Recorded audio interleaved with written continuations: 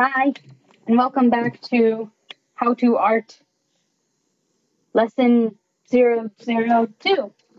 Yeah, I have absolutely no plans or organization or outline for what each lesson is going to be. It's just going to be whatever comes to mind for the time.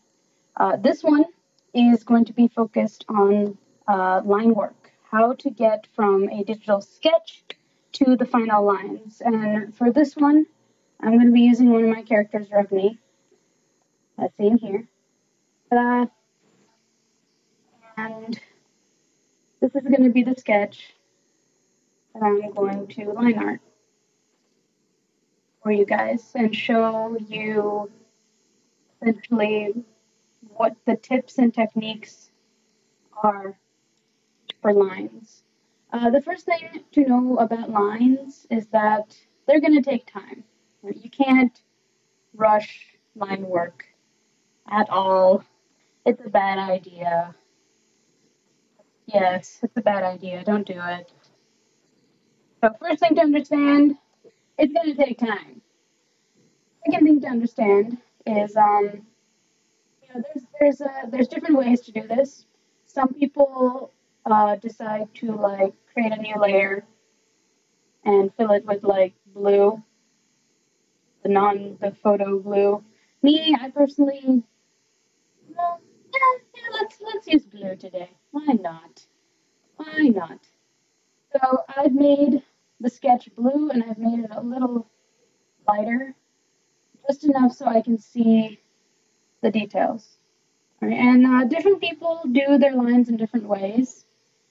I kind of like to do it in a more traditional way, but I cheat and I zoom in a lot for details because that just gives me greater control over the image. And, well, no other way to show you than to get started. Basically, what I use is a brush that's on either 4 or 5 in size up here. And just like in the first video I showed you, I like to keep mine a little oblique. It adds for, it makes for really interesting lines, because in line work, you don't want all your lines to have the same weight. You don't want them to all look the same. And this is a small image, so let's right-size it first. It's a small image. It's tiny. It's only 600 pixels by 900 pixels. We're going to double that. There we go. And by doubling it means you have more pixels to work with, and having more pixels to work with means you're going to get cleaner lines for when you zoom out. But just because you can zoom in doesn't mean you can make a bajillion mistakes and expect them not to be noticed, right? Zooming in is just a really helpful tool to help with lines. So another thing that I use with my line work, my flow is at 100%. My opacity is at 100%, and I'm not turning on the pen pressure opacity, but I do turn on pressure sensitivity. Here's the difference. This is with sensitivity. This is without sensitivity. I want complete control over the lines that I'm making, as I'm sure you would as well. Traditional inking pens, you can control, sorry, I was taking a drink of water. You can control the thickness of your lines really well traditionally, and it takes a bit of doing for digital work, so why don't we get started? Another thing, some shortcuts. I have a keyboard in front of me, and spacebar is a shortcut to allow you to move stuff around, and if you press down R, you can rotate as well. This makes it easy on your hand. Again, more cheating tools, because I'm lazy, and laziness means I'm also efficient. So why don't we get started? Right now I'm on 200 zoom in percent, and we're going to just start. Oh no, pen pressure. See how important pen pressure is? I'm going to start by taking my time and doing the lines. You'll notice that in my paintbrush, I don't make all the lines like at once because that's not my thing.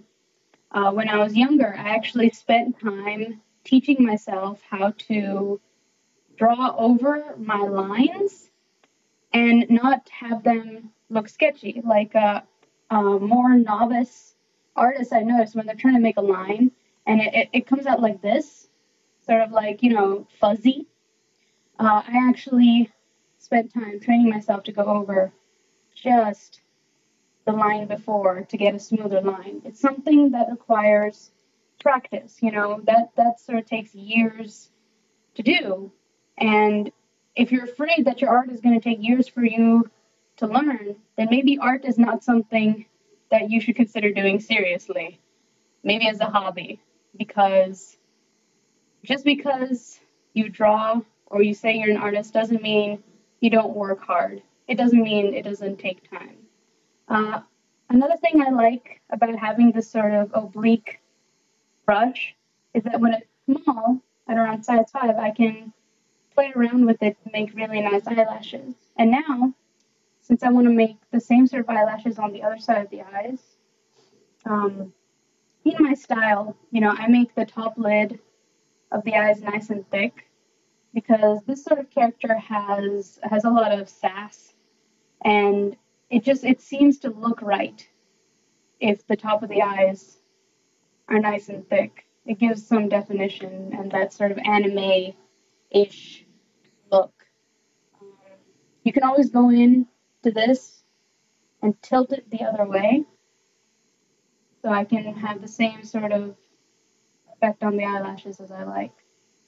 And, you know, male characters can have eyelashes too, if you want to make them look effeminate. But what's curious is that, you know, female characters are drawn with like these huge eyelashes, but in real life, men have longer, more beautiful lashes than women do. And that's why women use mascara. Yeah. It's one of those things I just find interesting. And so there isn't really a lot to say about drawing lines. You know, you go over your sketch, you know, you practice drawing the figure, and you go over your sketch, and you try to play with the thickness of the lines. You notice the bottom of her eyes are not nearly as thick as the top of the eyes. They don't need to be because they're very subtle. You know, bottom eyelashes you can do if you want. I tend not to focus so much on the bottom eyelashes, which is why they're like tiny. And you know, the thing with line art is you can get a whole bunch of tips on it, but in the end, it's just practice upon practice upon practice. And what really helps is if you're interested in comic books or manga, look at some of the really varied uh, the mangaka, the people who make the comics. Look at their different styles and see what they do with their lines. See how the lines change between a shoujo manga geared towards girls versus a shonen manga geared towards boys. You know, you'll notice the way they play with the lines. One of my favorite examples is, of course, Clamp. Clamp has a very distinct style, not only in the way they draw their characters, but the way they draw the lines for their characters. XXX Holic and Tsubasa Reservoir Chronicles are the examples I cite as my personal influence. Another artist is Akira Amano. She made Katekyo Hitman Reborn, which is one of my most favorite manga slash anime ever. The manga's better than the anime, but that's how it normally is, isn't it? The book was better, sort of thing. And you'll notice here with the eyebrows, to add a little more emotion into them, sometimes I add that little furrow or the wrinkle that comes when you bring your eyes close or your eyebrows close together. And another note on varied thickness is typically where two lines meet, you notice at the corner of the mouth how the lines can get thicker. This is going to play out a lot clearer in the head, but now we're gonna just do the eyes. People draw eyes in many different ways. Since I plan on coloring this character, I'm actually not gonna draw any details inside the eye itself because I wanna paint that in. So I think ahead to what I'm gonna do later. And when you're doing the lines, it's a very good idea to know what you're planning to do with the lines. If you're gonna leave the lines as just line art, then I would go in and I draw, her pupil, and I decorate the eye a little bit and make it really stand out. But because I know I'm going to color it, I'm not going to do that. So let's delete that layer and go back.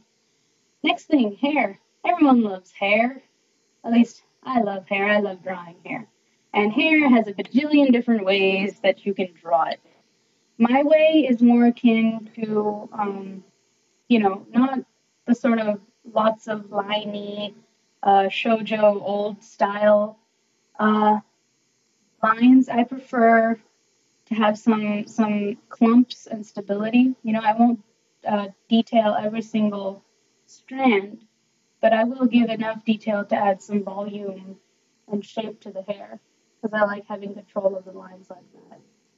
Now, something to note with the lines for the hair is when you go down and all the way to the edge, you notice I draw a little extra line there. That's just like an aesthetic choice of mine. And for some reason, it does just look better that way, as it just sort of tapers off as hair tends to do.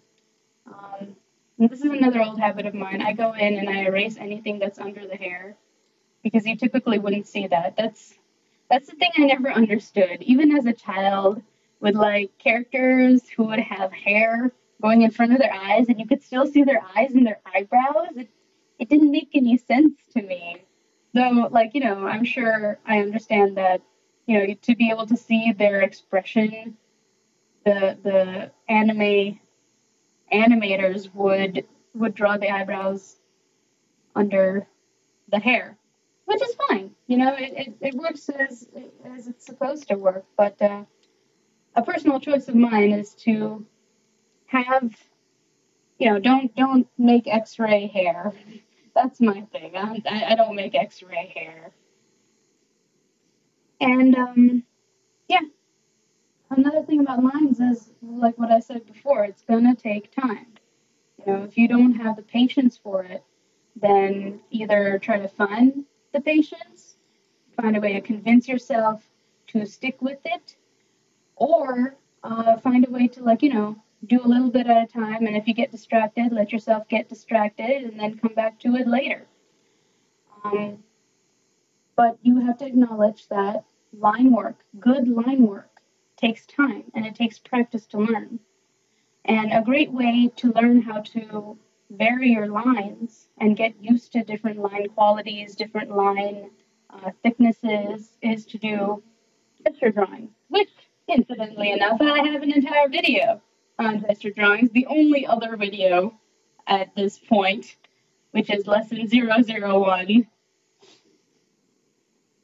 When I was naming my organization for the lessons, I had a choice between just saying lesson 1, lesson 01, or lesson 001, because each one of those three things implies a different thing, as in one single digit, one just seemed like lonely by itself, but if I did 01, then in the future, if I made 99 videos, and then I suddenly have 100, and then it would just shift to 3 numbers, and that just didn't feel right.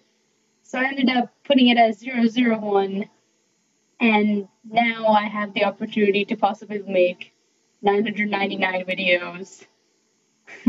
That'll be the day. That'll be the day. If I manage to make 999 videos, I'm going to be like 80, and I'm going to end up making my 1,000th video.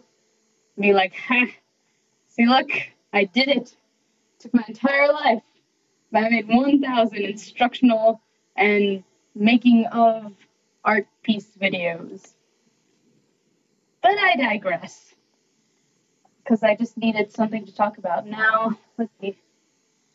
Another fun thing I learned about Photoshop is you can do something called window, arrange, and new window for title of this thing. Fun fact, I happened to be listening to Maroon 5's Animals on repeat when I drew this. So the title is a line from that, if anyone was wondering. Basically, this window and arrange and make a new window just creates a new window that I can shift to rather than having to zoom in and out. So I can look back, I can turn off the lines, and I can see how my lines are doing from far away. I can come here, I can see how my lines are doing. It's always really important to zoom out and take stock of what you're doing and save. Save and save often. I cannot tell you how many times with my older laptop, Photoshop crashed and I lost hours of work and I was devastated. If you want to be devastated, save your work. If you're smart, save your work. As far as I know, I don't think there's an autosave function for Photoshop, but really, if you have a keyboard in front of you, all you have to do is Control S every time you remember. Let's see, what am I doing? I'm doing her hood now. So with the hood, you might notice that some places, different artists may leave like a gap. Seen over here, some people complete the line. For me, it depends on what material I'm working with. Like if someone has really fair, maybe blonde hair, I would leave gaps in the hair to allow for an indication that, hey, this is a very light colored hair that's going to have a lot of highlights, a lot of fair tones in it.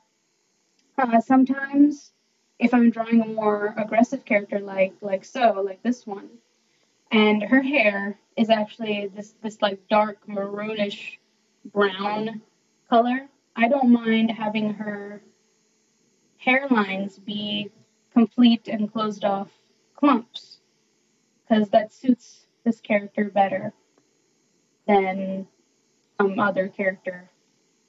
I wonder, do I have any blonde characters? I'm sure I do. Somewhere. There's too many characters to count.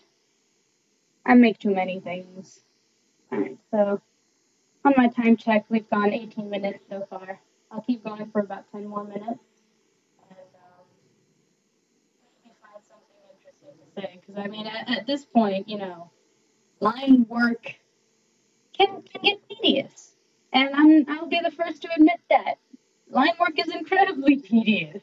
If you think of it as tedious, you know, it all depends on the way you view your work. You know, if you're drawing something you really care about, like this character, I care a whole bunch about this character. I can go on for days about all this stuff that this character has gone through in a variety of stories. She exists on like 5 different universes of creative universes because, you know, I write and I role play. For those of you who don't know what role playing is, it's when you play as a character basically with either a friend or a group of friends, and you create stories. It's as simple as that. You just go back and forth and you write paragraphs upon paragraphs describing a story, and it's just basically collaborative storytelling.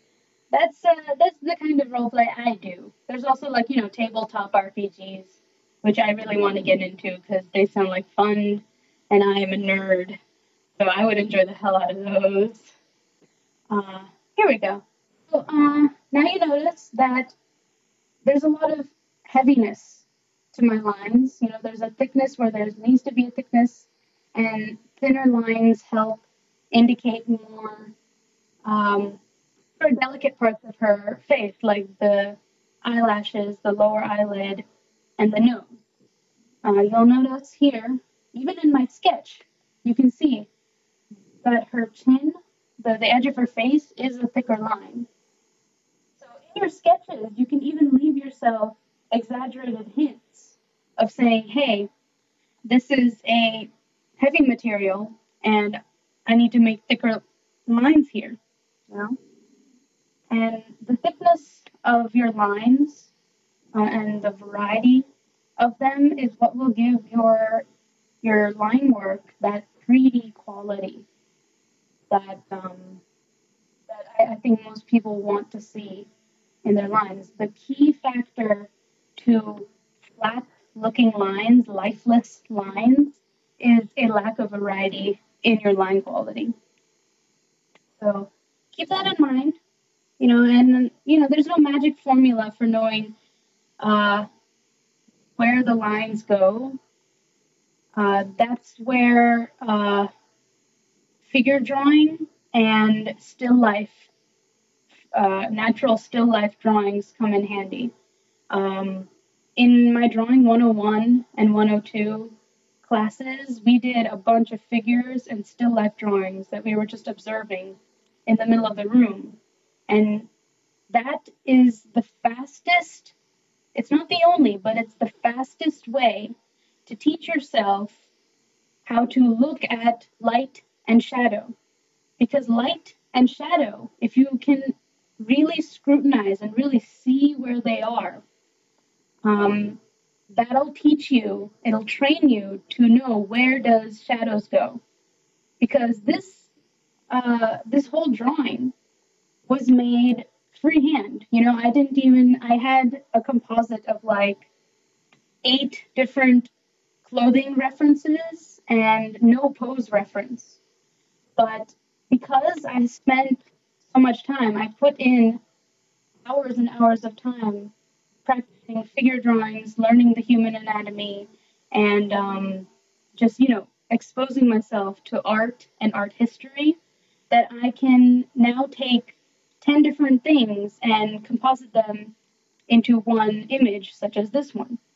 I think in a future video, I'll actually demonstrate how to take a bajillion different resources and put them into one image. I can do an example of how I design adoptable characters that way. And if there's any other videos that you'd like to see, feel free to comment and let me know if there's something that you'd like me to touch upon and make a quick, half-hour lesson about. So another thing you'll notice is that when I do my lines, I start adding in details that weren't there before in the sketch, like these little buttons. They were not there. They were just like random little sketchy circles, and I improved upon the bow. You don't feel obliged to be true to your own sketch, even if you sketched it. You are fully allowed to change your mind, right? This is your creative vision. You are making the drawing, and I'm just trying to help you streamline your way of thinking. I'm not teaching you how to draw. I'm more trying to show you how I think for drawing, and certainly my way is not the only way. But if it helps, then this is not a waste or anything. And irregardless, I'm sharing something that is what I do and what a lot of people, I think, don't see. How often do you get to really see how an artist works and problem solves with stuff? You notice that this horizontal part, I moved it. I made it easy for myself. It's not cheating, it's using your resources, right? I mean, you can call it whatever you want, but I mean, if why make it difficult for yourself, sort of thing, right? If you make it difficult for yourself to draw and do line work, then you're not going to enjoy it, and that defeats the purpose of art, in my opinion. Of course, I think art is supposed to be fun. It's not something to be efforted through. But I've been drawing since I could pick up a pencil. That's just who I am. It's literally the only thing I can do really well, so I might as well be good at it. And then right there, you see, you notice I did one really big sweeping line.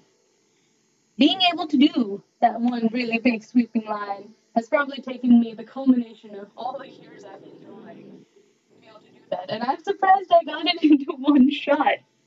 Because, most of the time, I'll show you what happens. Most of the time, it's sort of like this, oh, undo. This, oh, undo. No, no. Oh, no, I undershot it. And it just keeps going until you get it right. I was exaggerating there. I actually had to try to make bad lines there.